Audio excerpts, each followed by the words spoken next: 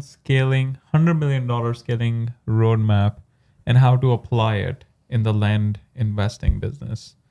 So this is from, once again, Alex Hormozi's 100 million scaling roadmap series. And let's get started. So he talks about three elements of scaling: functions, people, and operations, right? So functions is essentially what a business must do to make money, like, different functions within, like, departments kind of. So marketing, sales, finance, customer service, customer success, legal, technology, and stuff like that. And then the second element, he talks about people, like who are these people who are doing things, like director, managers, individual contributors. And then operations, right? Connects the people to these functions, meetings, communications, trainings, right? Mm-hmm.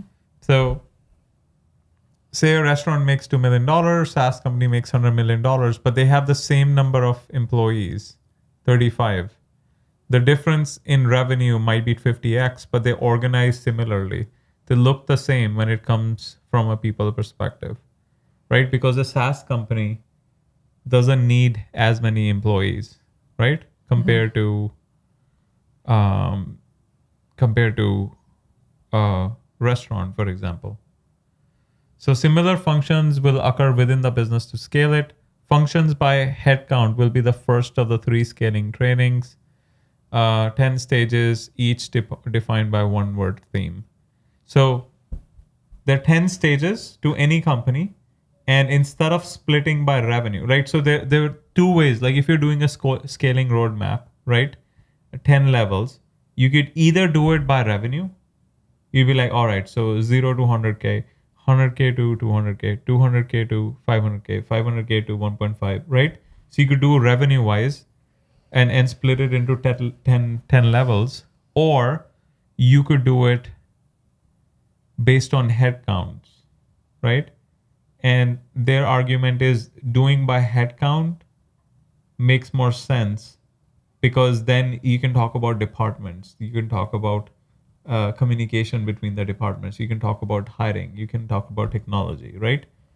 Because the revenue can go up and down, right? But the number of employees is a stronger signal, stronger sign of how how the operations day to day in the company is. That's just it's not an intuitive way to think about it, because as this example shows, you have a $2 million company and a $100 million company with the same number of employees, but I feel like those would be very different. Right, but you still, yeah, because what we're discussing in this are not like money models. It's not sales strategy. It's discussing departments and hiring and tools and technology. So those are the things aligned better with headcount. Okay, so let's start with stage 0. So first so let's start with stage 0. He first starts with he does all 10 stages, very high level, but we're gonna skip that. We're gonna go directly to stage 0 and start with that. So stage 0 is basically headcount 0. You're the solopreneur kind of thing, right? So your role is essentially a researcher, right? You're not even a company yet. You're just researching because you have nothing to sell, right? That's why it's called stage 0, not 1, because you're improvising right now. Oh, yeah. Yeah. That's why it's headcount 0. Yeah, headcount 0. So, because you're the only one and you need to research to figure out if it's a good product market fit. In fact, I just spoke to someone who just started their business, and she was trying to figure out if it's what will be a good fit, and I gave her some ideas. So to graduate to the next level, you have to make something free to give away. So he always starts with an attraction offer, right? You can give away software, you can give away media, books, content, information, you can give away service, give your time away for free, or physical products, right? So what are the things you can give away for free? You can lead magnets, right? Reveal a problem that opens up the loop, so you can other stuff in the future. so you can sell other stuff in the future, like Cairo assessment, free adjustment, that sets up the stage to sell longer services. Right? Just like I do like one-time strategy session. So hopefully if someone wants longer, right, they can pay. The next is free trial. They taste the solution, but they don't get it until they keep paying. They don't get it until they keep paying, like a speed test on your website. Also, you do like a 7-day trial and then they have to pay, right? Yeah. The next is one step in a multi-step process.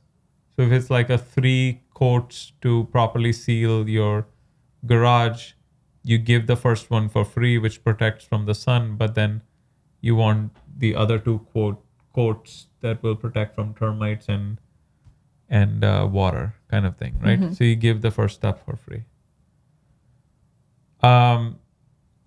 There's also B2C services or B2B services, right? So B2C is for business to consumer.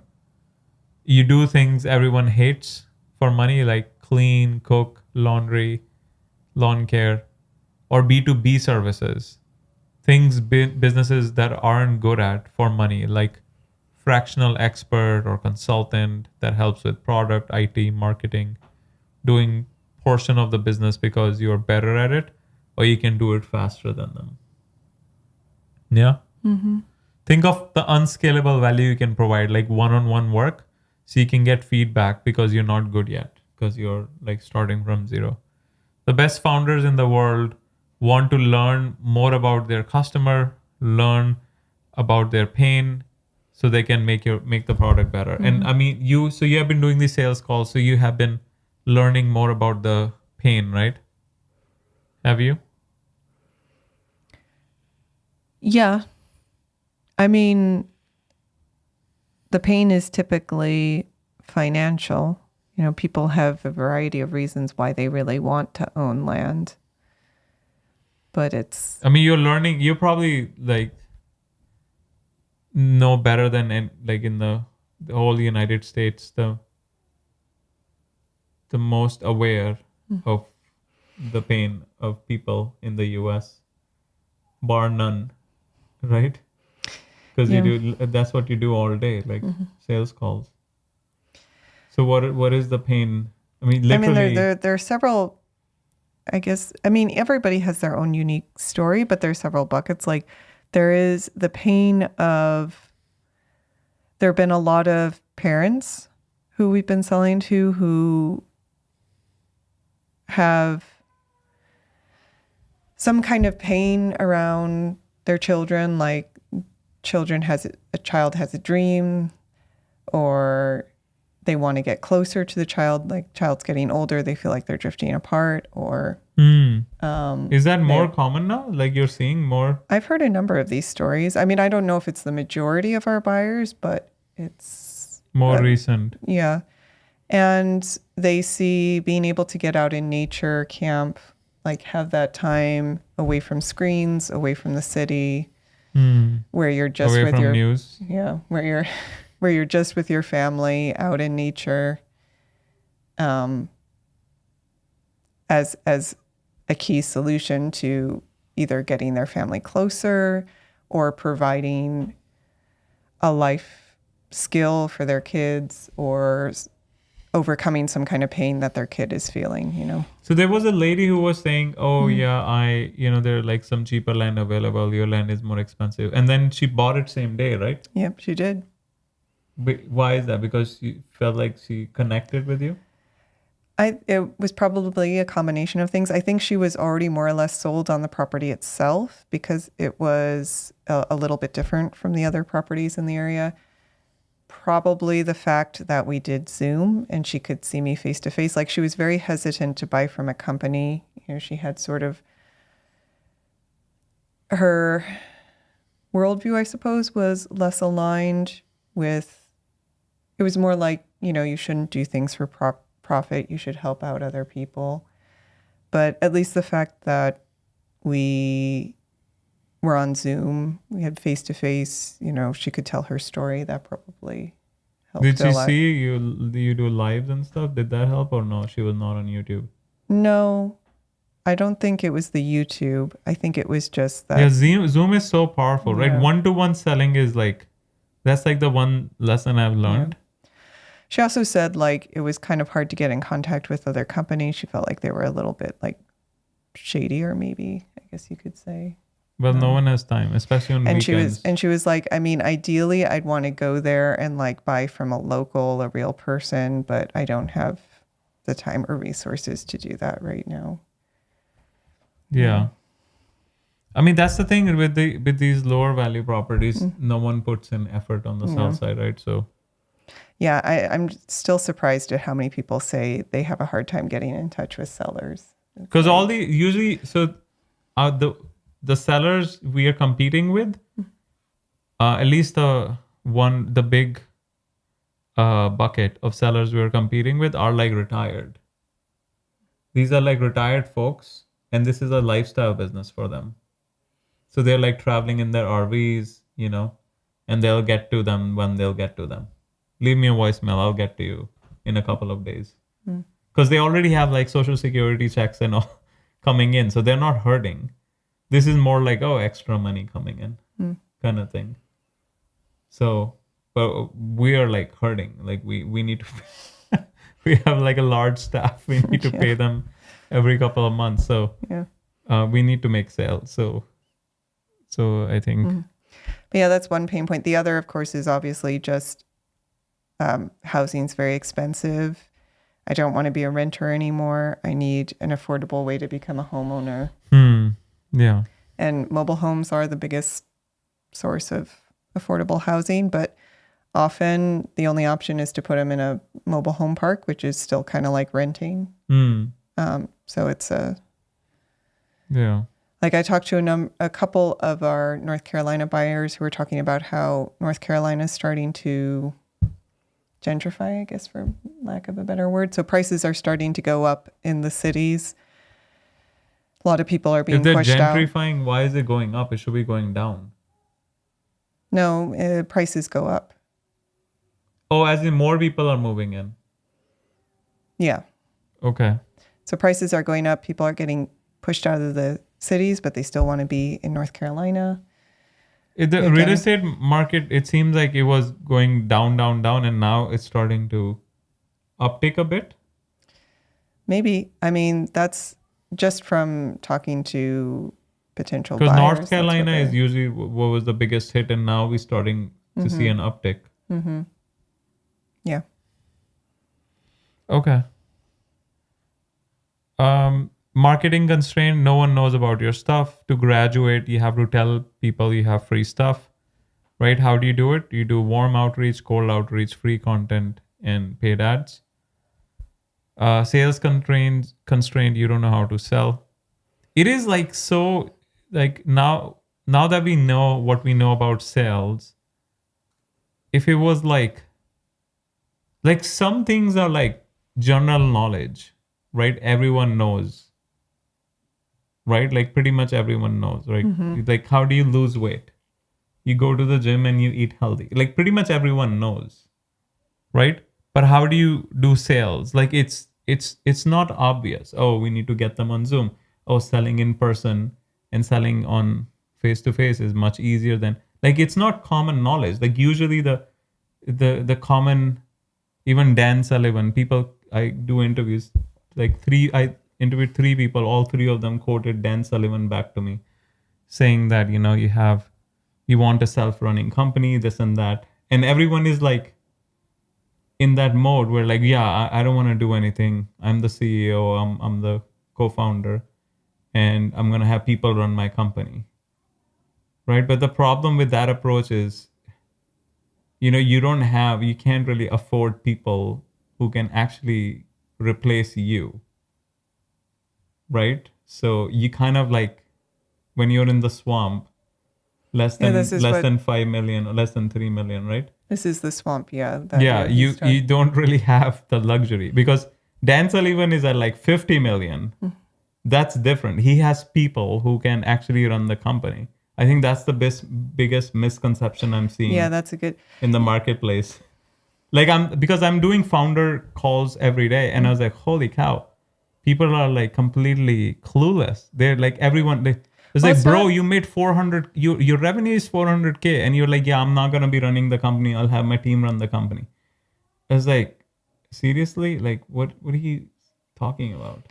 It does seem to, but I mean, that's what a lot of the narrative is around becoming an entrepreneur, right? That there is a whole strain of information out there where it's like you become an entrepreneur, you don't have to do Passive that much income, work. and then that kind of, that's all. And it's also maybe not intuitive, right? That Yeah. to replace yourself, you need to have enough revenue to hire A star players. Yeah, 'Cause if person you with the don't- same caliber. Right. If you don't hire I mean, they don't have to be exactly the same caliber, but you do need to hire then multiple people who are at least A players in one particular area. So together they can kind of Yeah. replicate you, but that requires significant resources. Yeah, you need a lot of money. Because Yeah. you have to, as we've found from experience, if you can't pay people competitively, there's no point trying to hire them. They're going to leave, and it's going to be Yeah. painful. And A players cost a Yeah. lot. So yeah, you gotta. Yes. So you have to do it yourself until you get out of the swamp, right? And that's like 3 Or million I mean, plus. doesn't Alex Hormozy say the other option is to just put all your profit into hiring people you can't really afford yet, and Or just work nonstop. or do that? Yes. Yeah. I mean, that's the safer route, to just work nonstop yourself, right? But yeah, But you might have to work nonstop for like 3 years. few years, yeah. But yeah, but this is like a big misconception that's keeping companies, and they never get out of the swamp because they think they're listening to Dan Sullivan, and Dan Sullivan is talking about his company. He's making 50 million. You're making 500K. Right? There's a big difference. So you have to work if you want to get out of the swamp, right? We have to, because you're essentially doing your job and you're doing a potential A player's job. An A player is an A player, not like a fake A player, like a real A player where you'll be paying like maybe 200K in salary, not someone you bring in for 50K, right? So if you can't afford paying someone 200K, then you have to do it yourself, right? And people don't want to do it, right? I think that's the misconception. Or you could just be in lifestyle business. Yeah, well, that's the other option. That's the other. I Because don't. we do talk to a number of Yeah. land investors, and they're very clear. I just I want don't care. I want a lifestyle business. Yeah, and when someone says that, I was like, all right, I'm not even gonna bother going deep into the scaling frameworks because they don't care. I think, to be clear, there's nothing wrong with that, right? Yeah, there's nothing wrong with it. That's kind of the dream in a way. You just you build a It's business. just it's just a goal. It's just essentially what your goals are. Yeah. The goal, like our goals are like 100 million. So we're gonna hustle, but there's some people who are like, yeah, just a couple of million is good enough, and then so you can take it easy. I mean, that's what I'm saying. That's our competition. A lot of the competition, these are older folks. They know how to sell, but they also are very comfortable. They have income coming in, and they're like, yeah, I mean, I'm gonna respond after 2 days. So if I don't make the sale, I don't care because I'm not hurting, right? And I don't have a large team, right? All right. So to graduate, you have to get people to try it for free. Ask them what their problems are, offer to solve them in exchange for telling you what you could do better. So basically getting feedback and reviews. For every reason they don't want to accept your offer, figure out their perceived hidden cost, like effort, sacrifice, risk, or delay. I think we discussed this already, like in a previous live, I think a while back. So even if the offer is free, like some people say no. Like even when we on the phone, we say, well, we'll give you, like, you want a free strategy call. Some people will say no because they'll think, oh yeah, that's I'm not gonna waste 15 minutes. It's still effort, right? So you have to, if people are saying no to your free offer, you have to figure out why. What's the perceived hidden cost? Often the biggest cost associated with your product is not money. It's either risk, is either effort, or it's either time delay, like how long it will take. Okay. Customer service constraint doesn't. Or couldn't it also be that you're selling to the wrong people? What you have doesn't actually solve their problem. Yeah, of course. Unqualified. That's unqualified lead. You shouldn't even be offering them. Okay. To graduate, service your free customers, be available at all times, which no one wants to be. Literally, no one wants to be available at all times. Be fast in your response, which no one wants to be, because that means you have to be available all the time. No job is too small. That I think that's a hard one for me. What?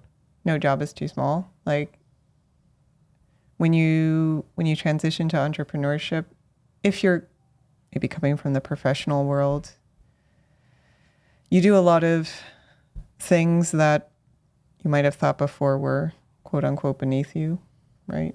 Like what? I mean, just for some people, just being on the phone all day talking to leads might, if they're coming from the professional world. Or they might think it's like a downgrade. Yeah. I would argue sales is harder. I mean, once you figure it out, then it becomes. But unless you're like trained, like. Or, doing administrative stuff all day. I sometimes spend 3 hours a day paying taxes or, mailing envelopes or. Yeah. Again, it's. Well, you need an executive assistant. Once we get out of the swamp, right? Okay. Zero resentment. Act as if they're paying you because they are with their time. You're getting the better end of the deal. McKinsey study, more customers leave due to bad customer service than due to the product or the price. Yeah, I believe it. Right? Right? Yeah. Customer service is so important. IT constraint, you have no tech. To graduate, get a PC, internet, obvious stuff. Recruiting constraint, don't have it. HR constraint, don't have it. Finance constraint, don't have it. Bottom line, get people to try your stuff for free. So that was stage 0. Yeah? Isn't there a finance constraint?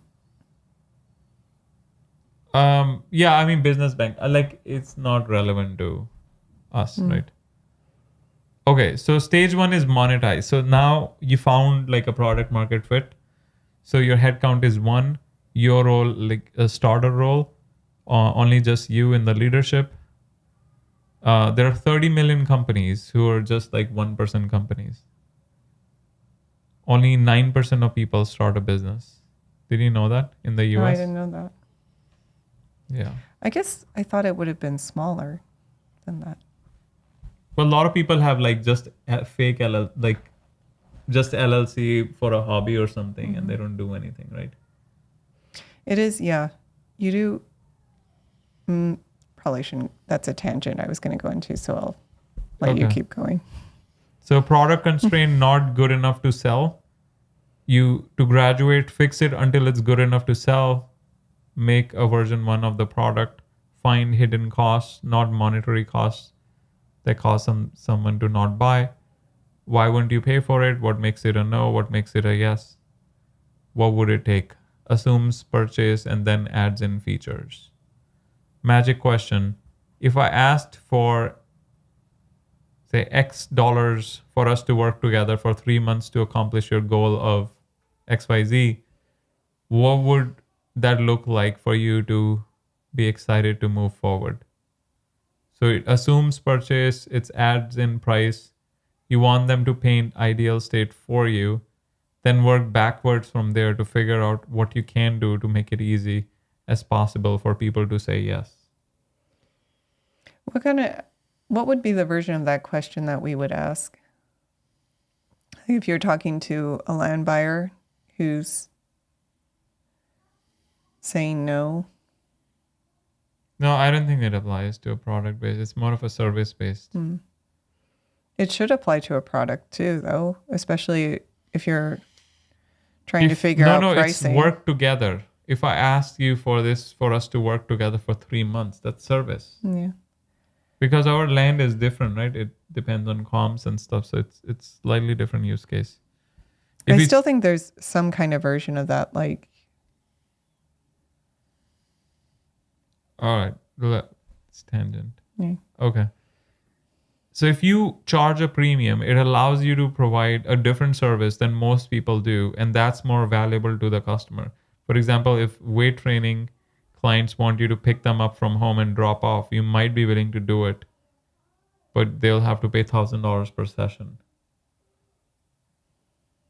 right? Mm-hmm. If you charge a premium, it allows you to provide a different service. Mm-hmm. All right, value equation. You create value, and then you get to exchange that for money. The more value you create, the more money you can exchange it for. So how do you create your value?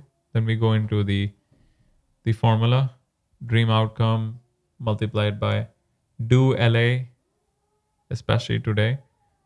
Dream outcome with likelihood of achievement divided by effort and sacrifice multiplied by time delay. So you want to reduce the effort and sacrifice and time delay and increase the top line value and likelihood of achievement. Yeah? Mm-hmm. Okay, effort. Things you need to start that you hate doing, sacrifice. Things you need to give up that you love doing. The more you do that, it becomes infinitely more valuable. For example, if the dream outcome is to relax, you can take Xanax. The likelihood is very high, time delay is 15 minutes, effort and sacrifice is 0. And that's why Xanax is a multi-billion-dollar drug that people happily buy.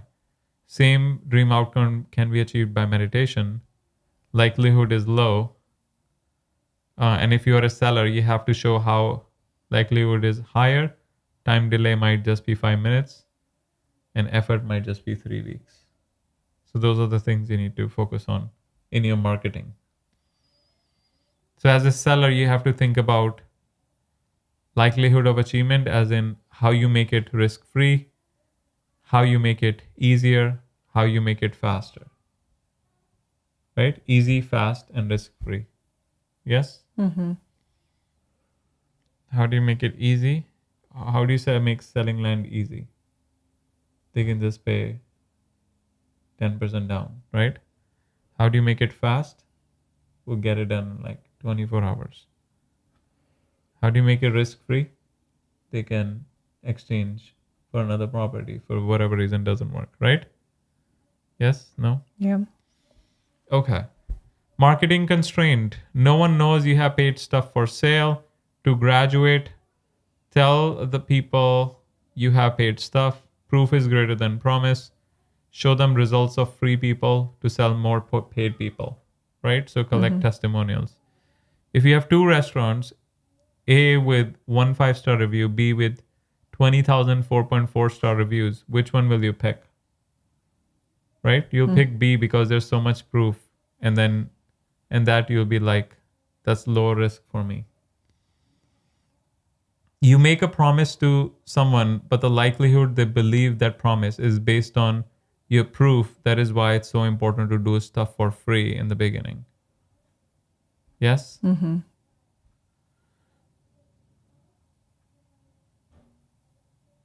Author never tries to sell stuff unless he has like 10 plus testimonials because it's way easier to sell. Plus you want conviction in yourself that the thing you're doing is actually good. Actually, I was thinking about instead of when I have enough episodes, I can be like, well, you want to do hot seat mastermind? It's like free for the first Yeah. 3 or 4 sessions or something, Yeah. right? Yeah. Invite only, Mm-hmm. and then only 7 people. So Yeah, there's that would like be the way scarcity. you'd want to start. Just ask once you have like 30, 40 previous guests. Ask, say it's free, at least for the next 3 months or whatever. 3 months, 3 sessions, or 4 sessions, 1 month, because we're doing weekly, Yeah. and then And then see how many people are interested. you want to join? I can join. That'd be fun. Yeah, I mean that's the only time we hang out. That's true. The only time we hang out is like live. Right? Okay. Author never tries to sell stuff. We just did this. If you can get people to give you testimonials for free, and then you're certainly not going to be able to get people to give you testimonials for money later. Yeah, it would be a good test if you when you start doing hot seats too. If like no one is thrilled about it, then you know you need to go back and figure out how to do it better before you start trying to. Well, ramp first it up. I need to see how many people even say yes Yeah. to the free offer. Yeah. See if it's valuable enough, right? Mm-hmm. Okay. Even 7 might be too. Actually, if you're doing 15 minute per person, Yeah, and you we want to only keep have it an at like an hour, hour. that's how many. But you were also saying you're going to do it weekly because not everyone will loves- show up, right? Yeah. So 7 people is a good number. I think so. And if everyone's showing up, I mean, then you would be in the hot seat every other week. Which, because being in the hot seat every week, I'm not sure if that's like how much is going to change week to week, right? You need some, Yeah. So 7 is a Time. good number, or 10? maybe even 10. Maybe for the first batch limited to The 7. one thing you're going to have to think about is if people know that they're not in the hot seat every time, there might be a likelihood that they're only showing up when it's their hot seat. So there needs to be some incentive to show No, up when they're. if all 7 showed up, we'll just have to run a longer session, No. right? Oh, so you would be doing everyone every Yeah. week. But people might not show up, and then next week who shows Yeah. up, we can start with the ones that were not covered last week. Yeah. I just feel like once a week is kind of. But A you lot. don't have to attend all of them, right? Yeah. We do once a week, and then if you show up, you show up, right? Just like Jason does. Not everyone shows up, right? So people can join when they want, kind of thing. Because if you do like once a month, then you can't even charge that much. You're like, well, for one meeting, I'm paying, say, $4.99. That's too much, Yeah. right? Okay. Not all proof is created equal. So in-person proof is stronger than virtual proof. Live testimonial is more compelling than recorded. Raw phone camera testimonials are more compelling than polished because they're more believable. Showing is significantly more compelling than telling. Before and after pics. Other people saying your stuff is great is more compelling than you saying your stuff is great. People giving testimonial need to be related to your prospect, like more male testimonials or more female testimonials. More personal and more specific to the outcome they want. Testimonials are more compelling than generic. You want to show both big and small results because some people won't ever believe your big results. Having a mix of both is helpful. New testimonials are more compelling than older. People will assume the last testimonial you have is the last good result you delivered. You need a lot of testimonials to have overwhelming social proof. Author recommends brick and mortar businesses to screenshot and frame them floor to ceiling. When the customer sees them, the question whether you're good or not evaporates from their mind. Yes? Mm-hmm. Sales constrained. You still don't know how to sell. Use good results from free people to sell paid people. Offer to solve their problems for money. Since I'm only taking 5 people, I can give you all the attention you need to get brag-worthy results, and I'll give it all for 80% off as long as you promise to use it. Give me feedback, leave me a killer review if you think it deserves one. Does that sound fair? Every 5 sales you make, you raise the price by 20%. So you can use a similar strategy, right? Mm-hmm. Customer service constrained. Free customers don't like it or use it. To graduate, figure out why they don't like it or use it by talking to them. Is it a results issue? They didn't get what they wanted? Or is it an experience issue? They didn't get it the way they wanted it? More people will stick if the experience is good, even though the result is bad, than vice versa, which is an advantage for newbies. Oh, as in if the experience is good, even though the result is bad, they will. I'm thinking like I don't know, like weight loss. If someone didn't really lose that much weight, but they really enjoyed working out with the trainer and then. How to fix results, match expectation, match goals, match workflow. How to fix experience, make it easier, faster, and more pleasant. IT constraint. Figure out the software you need. Recruiting constraint. Reach out to people or freelancers for help. HR constraint. Basic vendor agreements. Finance constraint. Set up a payment processor. Bottom line, make your first sale. All right. So that was stage 0 and stage 1. I think is a good stopping point. Okay. Yeah, we didn't bring up my book, so I think we can bring it up now because I already did. Okay. That was one way to transition. That was not very smooth. Was it? Yeah. The land business. I'm stuck at 20 reviews. Click on the paperback. Look at the page count. Scroll down. 372. I'm trying to beat your page count. You know what your page count is? I don't remember. Like 535. You'll get there pretty soon. But I'm like, don't want to artificially. Yeah, don't rush it. You want to make sure it's all good. Yeah, it needs to be value packed. Yeah. I'm packing value as much as possible. Yeah. So yeah, check out the book. It used to be a bestseller. We have proof now. You remember it happened during a recorded live? Yes. Yeah. Okay. And also, if you want to check out honestwealthbuilders.com, you want to show that free consultation. It's an attraction offer. If anyone's paying attention. And we'll see you guys. When are we meeting? Tuesday? Tuesday. Tuesday at 7:30 p.m.